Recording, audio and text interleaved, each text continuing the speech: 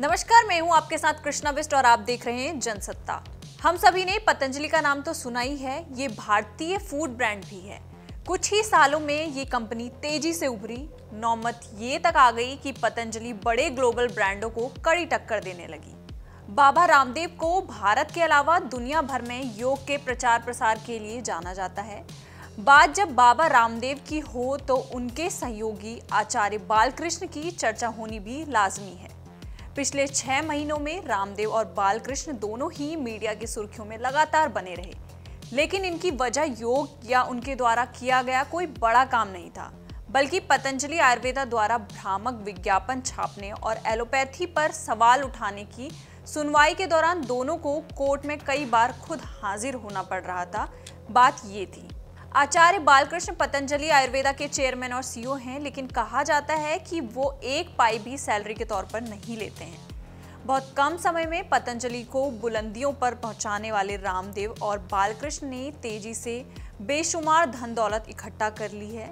आचार्य बालकृष्ण को बाबा रामदेव का right hand भी माना जाता है। बालकृष्ण की संपत्ति का अंदाजा आप इस बात से लगा सकते हैं कि फोर्ब्स ने उन्हें दुनिया के सबसे रईस लोगों की लिस्ट में शामिल किया है। फिलहाल आचार्य बालकृष्ण दुनिया के अरबपतियों की लिस्ट में 820वें नंबर पर हैं। वो 51 साल के हैं और भारत के सबसे युवा अमीरों में भी उनकी गिनती होती है। वहीं बाबा रामदेव की बात करें तो योग गुरु से कॉर्पोरेट बाबा तक का उनका सफर काफी आसान रहा। अपने बेबाक बयानों और पतंजलि आयुर्वेदा के चलते वो अक्सर ही खबरों में बने रहते हैं। आज हम बात करेंगे बाबा रामदेव और आचार्य बालकृष्ण की धन दौलत के बारे में। बात करते हैं उनकी नेटवर्थ, इनकम, पढ़ाई लिखाई और महंगी कारें और घर के बारे में। सबसे पहले बात करेंगे योग गुरु बाबा रामदेव की। देश की सबसे प्रभावशाली हस्तियों में गिने जाने वाले बाबा रामदेव ने पतंजलि आयुर्वेदा के कंज्यूमर प्रोडक्ट्स की मार्केटिंग और ब्रांडिंग काफ़ी बढ़िया तरीके से की और देश में एक बड़ा वर्ग उनकी कंपनी के प्रोडक्ट का लॉयल ग्राहक बन गया। बाबा रामदेव की इनकम का सबसे बड़ा जरिया योग रॉयल्टी और एफएमसीजी बिजनेस हैं। 2016-17 में पतंजलि आयुर्वेदा का कुल रेवेन्यू $1.6 बिलियन था। अब ये 30,000 करोड़ से भी ज़्यादा हो चुका है। एक समय बाबा रामदेव ने कहा था कि उनका लक्ष्य पतंजलि का टर्नओवर 1 लाख करोड़ रुपए तक पहुंचाने का है। रामदेव का कहना है कि उनकी कमाई का 100% हिस्सा दान किया जाता है। मीडिया रिपोर्ट्स के अनुसार रामदेव देश के सबसे अमीर बाबाओं में शामिल हैं। उनकी नेटवर्थ 1400 करोड़ से भी ज्यादा है। बाबा रामदेव ने भले ही कंपनी की शुरुआत की हो, पतंजलि का चेहरा भी हो, लेकिन मालिक असल में आचार्य बालकृष्ण हैं। बाबा रामदेव के पास पतंजलि का एक भी शेयर नहीं है। पतंजलि आयुर्वेदा लिमिटेड का कॉर्पोरेट हेड ऑफिस उत्तराखंड के हरिद्वार में है। रामदेव का दावा है कि दुनिया का सबसे बड़ा अनुसंधान, परीक्षण और उपचार के साथ आयुर्वेदा और योग केंद्र यही है। बाबा रामदेव ने साल 2006 में मुंबई में एक आलीशान घर खरीदा था, जिसकी कीमत करीब 4 करोड़ रुपए है। हरिद्वार और मुंबई में उनकी कई और संपत्तियां भी हैं और वो पतंजलि योगपीठ और दिव्य मंदिर ट्रस्ट के मालिक हैं। कार कलेक्शन की बात करें तो उनके पास ऑडी, रेंज रोवर जैसी महंगी और लग्जरियस गाड़ियां हैं।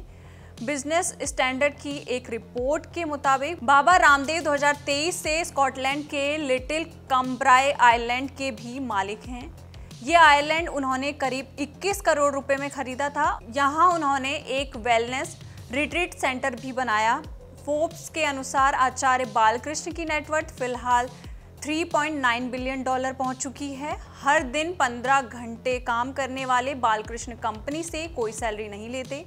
बालकृष्ण की गिनती जाने माने आयुर्वेदिक चिकित्सक और मशहूर टीवी पर्सनैलिटी में होती है। आमतौर पर वह लो प्रोफाइल रहना पसंद करते हैं। पतंजलि आयुर्वेदा में आचार्य बालकृष्ण 94% हिस्से के मालिक हैं। बालकृष्ण का नाता भारत के साथ साथ नेपाल से भी है।